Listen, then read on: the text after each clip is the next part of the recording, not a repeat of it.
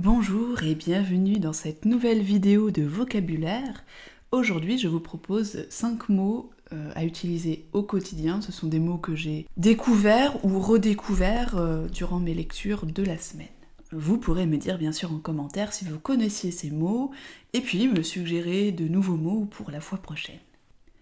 Le premier mot, c'est le mot acrimonie. L'acrimonie, c'est l'agressivité verbale due à la mauvaise humeur. Je vous donne un exemple.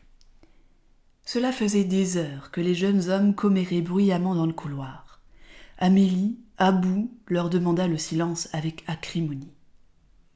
Donc vraisemblablement qu'elle s'est mise à parler très fort et en des termes peu sympathiques.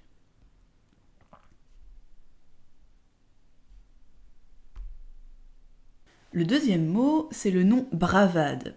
Une bravade, c'est les gestes ou les paroles de quelqu'un qui souhaite défier une autre personne, braver cette personne.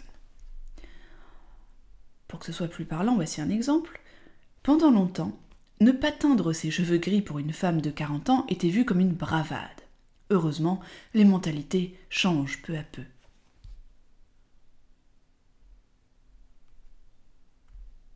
Le troisième mot, c'est le mot mi-temps. Et en fait, mi-temps, ça vient du latin medium tantum, qui signifie milieu. Et donc en réalité, le mi-temps, c'est le milieu ou la moitié en parlant du temps. Attention, ça s'écrit bien M-I-T-A-N et non pas comme un mi-temps, M-I-T-E-M-P-S. Par exemple, au mi-temps des années 90 est née la petite Adeline qui deviendra, 30 ans plus tard, la fameuse scientifique qu'on connaît.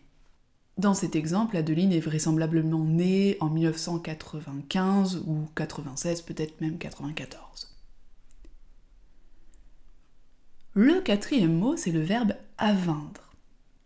Aveindre quelque chose, c'est sortir un objet de l'endroit où il est placé, donc d'une armoire, d'un placard. Par exemple, elle aveignit un objet du placard et le tendit à son fils.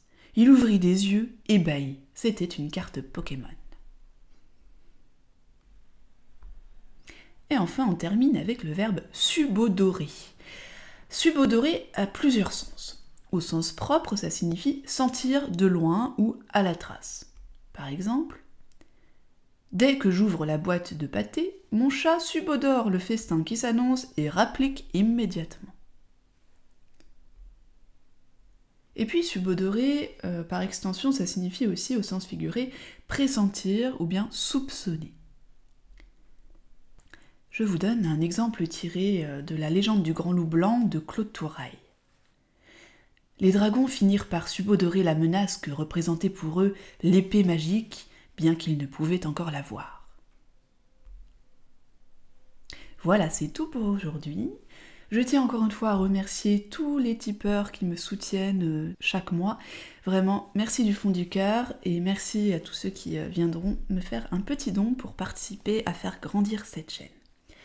Je vous invite à me dire en commentaire si cette vidéo vous a plu, à me suggérer d'autres mots et je vous dis à la semaine prochaine. Salut!